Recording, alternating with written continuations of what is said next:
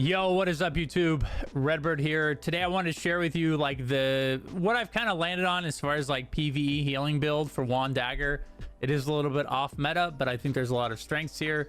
This is again is kind of like overall I think a pretty solid build for healing. It may not be like the best, or probably isn't the best for PvE. I would say Staff Wand is probably better for healing in that sense, but Wand Dagger does offer some interesting things that Staff does not. So let's hop right in here with our active and passive skills. We have Lightning Infusion and Time for Punishment. These are just debuffs on the target that help you keep your DPS high for your group, and there's not much more explaining to be done there. These both debuff targets. So again, the build's centered around bossing. Like if you've never, or like new to Throne and Liberty, most of the main parts of dungeons are just centered around like single target damage. There are some like AoE stuff occasionally, in which we'll talk a little bit about a change you can make there if you run into a AoE heavy dungeon, but primarily it's just like getting the boss down, right, and making sure that you don't have to do a lot of mechanics. So Time of Punishment and Lightning Infusion are in the same vein, again debuffing your target. For as far as like healing goes, let's go through healing first. It's just like another main priority of the build is debuffing and healing. You have Swift Healing, which is like your main overall healing spell. It does like tick 3 times if you use the skill specialization, which we're going to talk about later. It's just the main healing build, keeps people topped off. You can spread even each 3 heals to a different target if you need to, so it's kind of can be a group heal in some extent, in some instances, or you know, you can just use it to top somebody off, like your tank or like a DPS that stood in the fire that shouldn't have been. This is like your main healing spell, short cooldown, good healing, great spell. It's probably the basis of any wand healing build. Fountain of Life, really good as well. Use this when your group stacks. It both heals and increases mana, again if you use a skill specialization.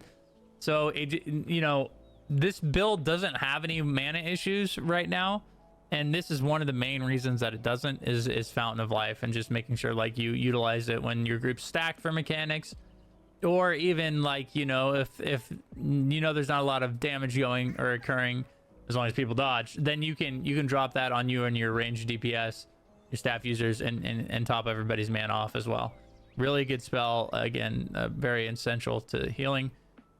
Clay's Salvation, I kind of used Clay's Salvation and Invincible Wall for the mechanics in dungeons that basically just are guaranteed to hit. You can't dodge. There's a lot of like bosses have a lot of like AoE damage spells that hit your group whether you are good at the game or not. So I use this basically to Invincible Wall, get ready for the burst, it hits, and then I top everybody off with Clay Salvation. Now you can use this as well, like the cooldowns are relatively long, but not like insanely long to where you like want to settle on these spells all the time. If your group needs to be topped off, top them off with Clay Salvation. If like some people miss the dodge and you need to get them back up before like another spike mechanic, use Invincible Wall and Clay Salvation to kind of get them topped off, to prevent them from going any lower than you want them to do comfortably. This is Blessed Barrier as the final kind of support spell here.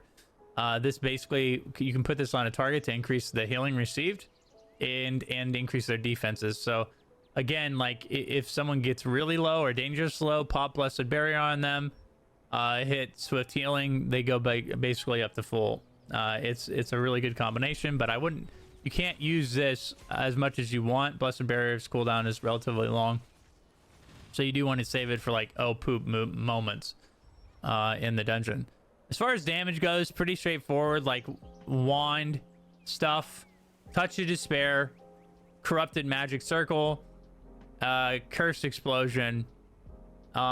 These are just pretty standard. Like you're getting 6 stacks, or you're getting like max stacks here and then 3 stacks here, and then you're Cursed Exploding your target to increase your damage. Obviously you want to synergize it around your uptime for Time of Punishment and max stacks of Lightning Infusion. So just remember that. But for the most part, I mean, like, it's pretty straightforward DPS. You're keeping your Curse of Despair up on your off time. You can, when you're ready to Curse Explosion, you put out Corrupted Magic Circle, and remember, ensure, and these should be up all the time anyways. Your uptime should be close to 100%, which we'll talk about this later. So it should go without saying, but just make sure that you have Time of Punishment and max stacks of this before you Curse Explosion to maximize your damage. Now, this is kind of like an off meta selection, Ray of Disaster.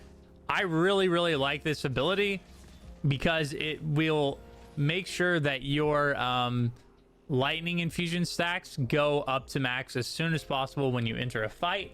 And like when there's like breaks in the boss's mechanic where your stacks drop off, you can immediately apply all 20 again with Ray of Disaster at range, which is another really important thing with this build. So huge function here. I'll show you that a little bit later when we're kind of going through your rotation. But again, really like, it's been surprisingly performing really well in dungeons, and I also, there aren't like a ton of other options with one dagger to use. Someone was making fun of me on stream yesterday because I'm only using 2 dagger spells, but hey man, we're healing, we're keeping the group up, you know, it's fine. Now the only switch I would say, like, again with AoE, you can switch out Fatal Stigma with Karmitic Haze in dungeons where you're like, you know, there's a lot of trash mobs and you want to get them down fast.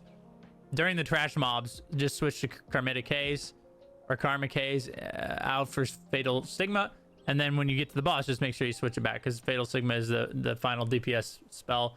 It's just, again, if you can see the theme with DPS, it's just really quick passive damage, excuse me, that we're not focusing on we're not having to focus on our DPS a lot, because we want to, like, our first heal is support and debuffing the target. So a lot of the theme with your damage is just like not having to position yourself at all, you know, not having to worry about like range, or like if I'm too close to the boss, not having to like sit there and have a bunch of massive cast times.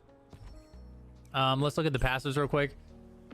Crit, I do have the 2 crit passives here. I haven't really messed around with if crit damage skills healing, but crit hit definitely does. You can crit with your spells. So I have crit on here. Shadow Walker is just, again, a nice increase to defense. This build scales evasion instead of endurance because of Dagger. So we have our dodge here, that's a mobility spell, and then we evade a bunch of damage after that. It can get you out of some pretty sticky situations in boss fights. Helps you evade a lot of damage and stay alive, which is, like, obviously the most important thing is to be around to heal your teammates. So really good here. Devotion of Emptiness, Full of Corruption, Noble Revival, Selfless Soul, and Vampiric Contract. They're all, in a way, they're all like healing passives that help you support your group. This one increases your cooldown speed during the day, which is huge. Like, we'll talk about stat priority, or like your perks on your gear. Cooldown reductions, like one of the top important things about the build, or any healer build, to be honest. So this just increases your mana read-in a little bit, and damage. It really isn't good for bosses. This could probably be switched out for something else. And then obviously when we figure out crit damage here, we could switch these out for something else, right? And this would be easier to test. I don't know why I haven't done that yet, but for the most part, this is kind of where we're landing right now. This can help during trash mobs, just clear faster again. Skill hill, your skill hill is big, obviously, and you're already focused around mana as well, so it's just a nice little passive skill hill here. This one is regen and skill hill by 8.2 when you apply healing. Like, you're gonna be doing this all the time. It's just a really good passive for healing overall. And then Vampiric Contract basically leeches a little bit of your damage as health to you or a local ally. So basically, again, just like, you know, just something really nice that you don't necessarily lean on all the time, but it is something that kind of can help top you off, or like one of your neighbor range DPS, if the situation is fit for it. Now finally is skill specializations. I don't want to go through all these again. I don't want the video to be like 30 minutes long. I'll kind of use a snapshot here. Again, the more important ones are your consecutive use of count for swift healing, your mana regen here I think is really good as well. Anytime you can reduce or increase the duration or reduce the cooldown of a key support spell, you want to do that, such as time for punishment, your fountain of life here, I mean, definitely not touch of despair, but blessed barrier. You see the trend here, but this is the skill specializations here. Dagger, we're only using 2 spells again. You know, you just have to transfer this to lightning, and then you want to decrease the cooldown to improve uptime. The fatal stigma stuff really isn't that important. The one thing that is important though is making sure that it's a range cast, which you need to get right here as well. Okay, so those are the skills and abilities. Real quick, we're gonna look at overall gear like recommendations. I'm not gonna sit here and tell you exactly what you want to do. Like, I haven't really took the time to figure that out for launch, just because like we're in Korea, we're already up to tier 2, and at launch everybody assumes that we're gonna launch at tier 1. So I will go through like the attributes and the stuff you want to look for in gear, but a lot of these gear set perk builds aren't, or like they're not even available at launch. So in Korea, if you're playing the game right now, I would recommend, for PvE healing, I would recommend a 4 set of World's Tree. It's so good in PvE. It's easily the best. You get a ton of cooldown speed and increased max mana. I stepped into the arena and I'm getting killed now. That was a mistake. But yeah, so basically, yes, World Tree set is best for like PvE healing. I would recommend that, the 4 set there. On launch, that's not going to be available. I would say here's the most important thing: cooldown speed reduction. You need cooldown speed reduction. It's number 1. It makes sure your key support spells are available when they need to be. It improves your uptime on your debuffing of the target, which improves your overall DPS across the board for your group. Cooldown speed, cooldown speed, cooldown speed. Right behind cooldown speed is mana cost reduction. You want to be able to spam these spells as much as you need in the higher, more difficulty tier dungeons. You are going to need your spells up a lot, and not only that, you're going to need to cast them a lot, which is why mana cost efficiency is so important as well. You know, again, the main focus of the build is support. So these two are the most priority, are like the most thing that I would, these are the most important things for the build. Is cool. I don't know why it took so long to say that. Cooldown speed and mana cost efficiency. As far as attributes go over here, the thresholds I would make sure I'd hit are at least 50 wisdom, but ideally 60. I just can't hit it right now because of my gear. And then a 40 strength to get some max health and damage regen there. As far as the other importance goes, you can go up to 40. The next like important thing I would say is like 40 perception, just to get the buff duration. You get a little bit of hit as well. Those are like the things. So maybe like 60, 40, 40. And then Dex really doesn't, like, we're not, just because we do get some crit hit from the wand, it doesn't, or the dagger, doesn't mean we're going to build around it, right? So that's like a 3rd or 4th priority here is like increasing our heal amount, because we want the cooldowns up. If the cooldowns are up and the cost is good, we're going to be able to cast them more than other people. We're going to be able to keep them up on our targets anyways. So like making sure that they crit is like not that important if we're doing our job effectively anyways. So again, 40 strength, 60 wisdom, 40 perception. Those are the things I would try to hit with the build, and that requires you to get them on gear. So when you're going to look for gear at launch, for global launch, make sure, like, okay, well, does this piece of gear have strength, wisdom, or perception? Well, if it doesn't, then there's a good chance that you're kind of shooting yourself in the foot a little bit.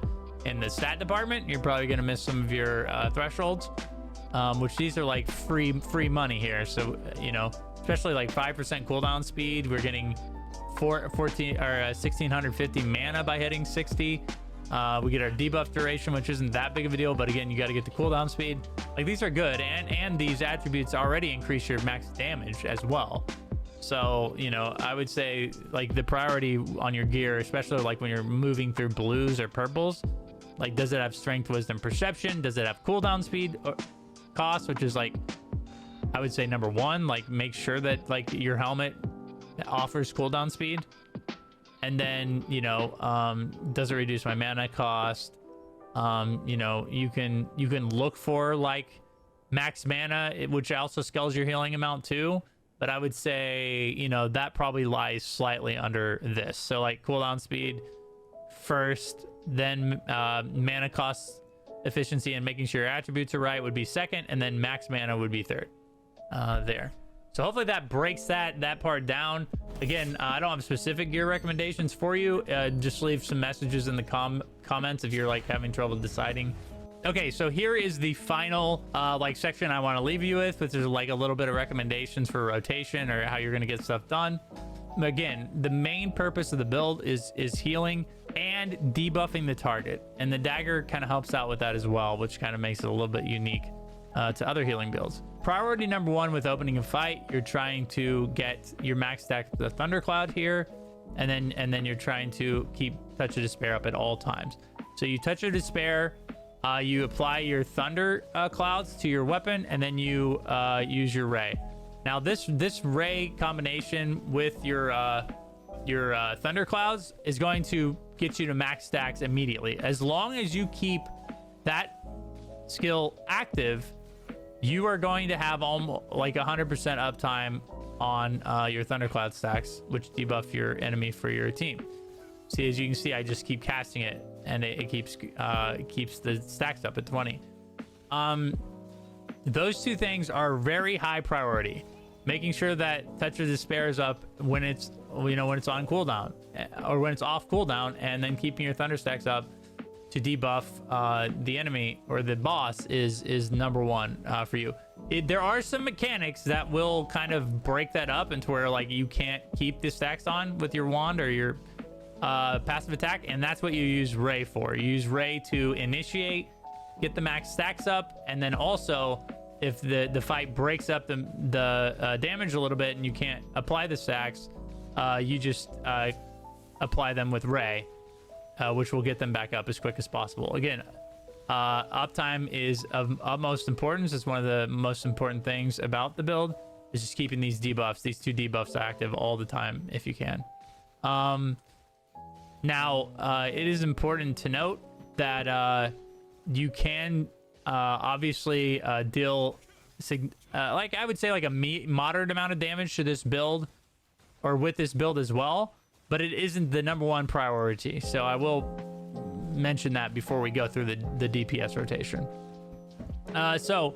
Again, you're keeping curse stacks up on your target at max if possible. You can kind of see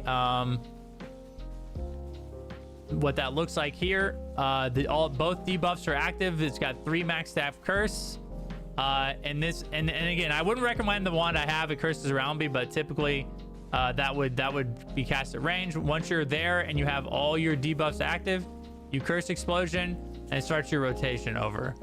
Okay, so again, you're keeping max stacks up of curse. You make sure that you have max stacks of thundercloud up. Whenever you have time for punishment available, you will time for punishment here. You can stigma if you want. You're going to curse explosion them at max stacks, and then you just go back through your rotation.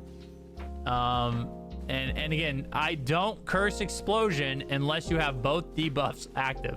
That is like part of your like overall focus anyways. Like these two debuffs, like we said, should be on the target at all time. So they should always be up. You should basically be clicking these as soon as they become clickable. That goes for your curse too, because as you can see, like I've been casting for a long time here and going through these abilities, and like I don't have any mana issues. Like I'm all the way up, right? That's a song. And so yeah, so that's the DPS rotation. Again, these are the debuffing is your priority. Keeping your teammates alive is pretty straightforward. Like again, this is your single target heal. If you're having mana issues, you can drop this on yourself, but primarily I would use this like when the group stacks to top everybody off for both health and mana.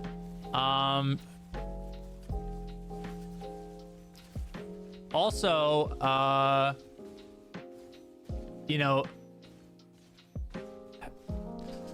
and finally, you know, if you have moments of spike damage or AoE damage, you have these two abilities available to you that really do help kind of prep for spike damage or top people off before spike damage or even after the spike damage.